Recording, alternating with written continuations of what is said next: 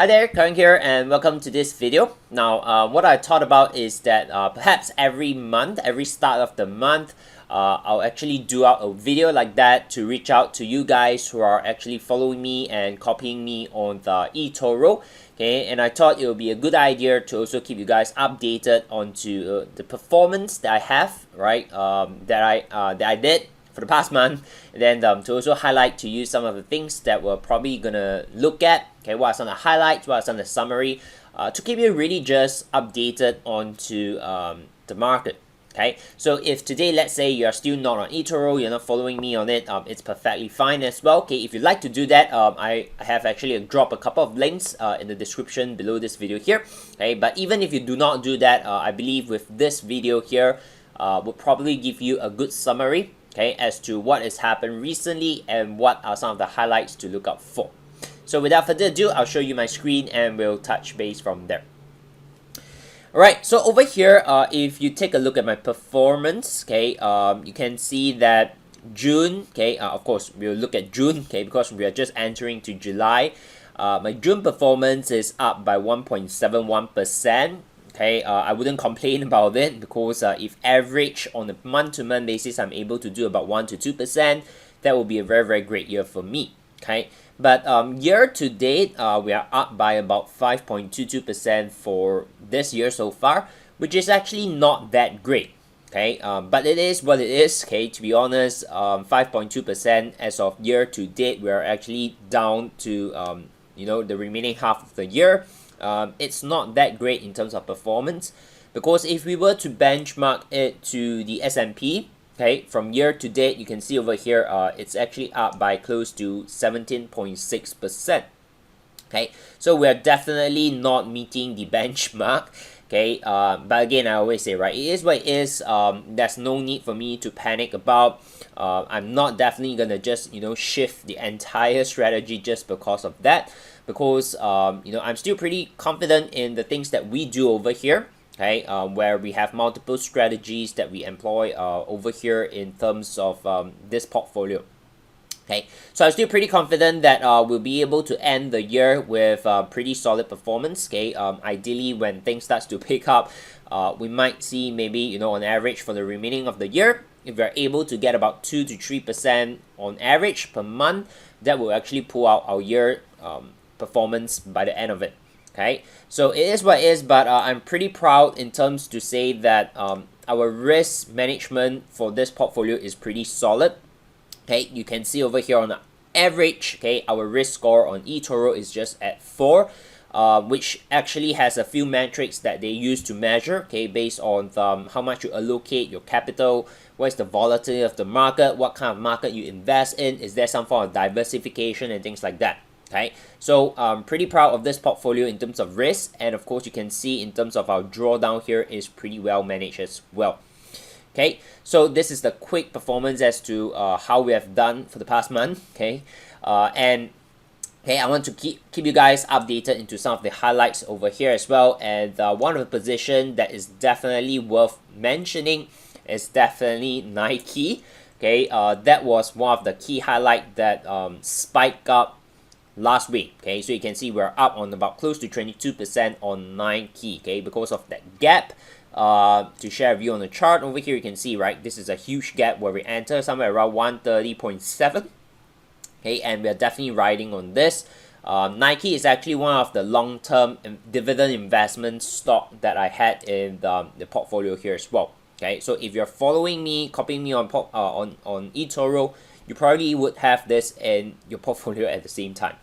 Okay, so now with that, okay, I want to share with you a little bit in terms of two recent articles that was released. Okay, and if you're actually following on social media, you'll probably see these articles here as well. The first one is from Michael Burry. Okay, I think he's pretty much very popular right now because of the movie called The Big Short. Okay, and he actually made tons of money from the subprime mortgage back in 2008. Okay, and of course, he seems to be like what we call a perma bear.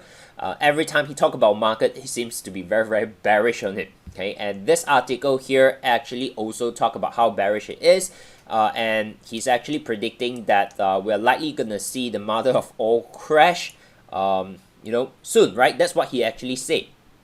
Okay.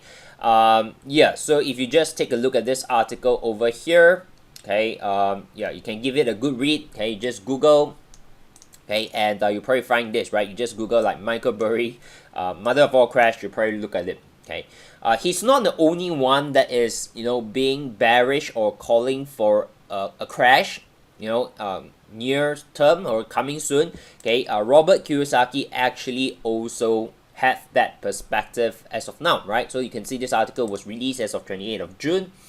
And again, you can read up on this article a little bit, but I won't go through in detail. But basically, he's talking about how he's looking to maybe diverse into Bitcoin or cryptocurrency as they are looking at a potential biggest crash in world history as well. Okay, now it's important to be open and kind of like, read all this article, understand what are all this, I would say even successful traders and investors, what their opinion is in terms of their view on the market.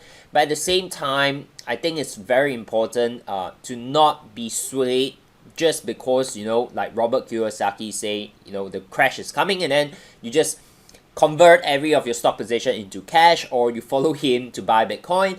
Or when Michael Burry say, he's short on Tesla, you go and sell Tesla. Or when he says that, again, the crash is coming and then you panic and be fearful.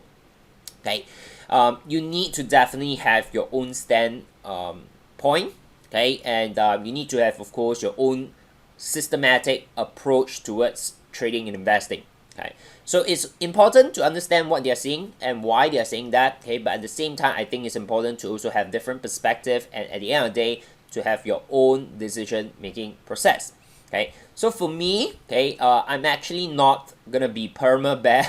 I'm not gonna be bearish for the short term for the next 6 months to 12 months, next 6 to 12 months, right? I'm actually bullish on the market for the next 6 to 12 months. Right, so you also need to understand when Michael Burry is actually calling for a crash. You need to go and look back, back in 2007, 2008. When the crash really did happen, Michael Burry actually started positioning himself 2 to 3 years before that. Okay, if you actually understand and go and dig a little bit into the history of this, he actually started calling for a crash, for a subprime mortgage kind of like crisis back in 2004. Okay, as early as that, and the actual crash only comes in 2007, 2008. Okay, so if you actually take a look at that, if that tends to be his style, okay, and if he's calling a bear today, maybe the crash is not gonna come, within the year. Maybe it's gonna be like the next 1 or 2 years. Okay, so you need to also understand the time horizon of each of these investors will be probably very different from you and I. Okay, so that's why I say never just make a decision because of other investors, including mine. Okay, so while you're watching this, take it as a pinch of salt, but give you another different perspective. Okay, so for me over here, what I'm tracking is also some of the indicators here to understand the macro environment as of today. Okay, what is the current macro liquidity? Is the market, in terms of more specifically the stock market, are they being supported, or are we gonna likely see another big dip correction or even potentially crash? So based on these indicators over here, you can see my score is 3, which is pretty solid. Okay, to give you some perspective, back in March last year in 2020, where there's a huge dip in correction, okay, where everyone started panicking, the macro environment was actually pretty liquid. The scoring of this indicator was 5. Okay, and back then we see a V-shaped recovery in the stock market. Okay, and that's how powerful macro liquidity can provide us. So right now, okay, where you start to see Michael Burry is shouting a bear, Robert Kiyosaki is shouting for a crash, okay, our macro liquidity is still standing at 3 point, okay, which is pretty good. Okay, so to me over here, as long as the macro environment is supportive of the bullish market, I'm definitely still remaining bullish. Okay, perhaps when the macro environment started to drop towards 0, that's where I'll be very, very cautious. Right? So as of today, I would say it's still pretty I'm still pretty confident, okay, and I would say it's still pretty safe to start to look out for buy opportunity at least for the next 6 to 12 months time, okay, and that's exactly what I'm gonna continue doing until maybe June next year, okay. Then I will be probably very cautious because I expect by then, with the Fed potentially tapering soon, the market is likely gonna see a bigger correction, or who knows, maybe a crash, okay. So this is the update as of today, okay, as of this month, okay, at the start of July.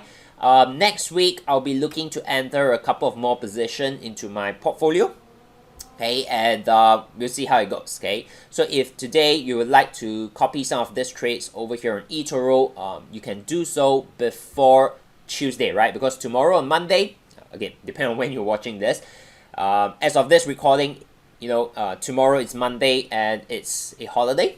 Okay, so it's holiday in the US, so the market is not going to be open. So you do have another time, one more day, okay, more time to actually make this decision. If you'd like to copy my portfolio, okay, just make sure, okay, you check out some of the videos that I'm going to drop the link below. Make sure you watch them before you start copying, right? If that's what you want to do.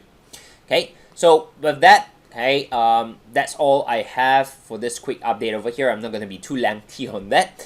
All the best to you guys who are trading, investing in the market, and perhaps we'll come back the next month and I'll update you on this again, right? Something similar like that.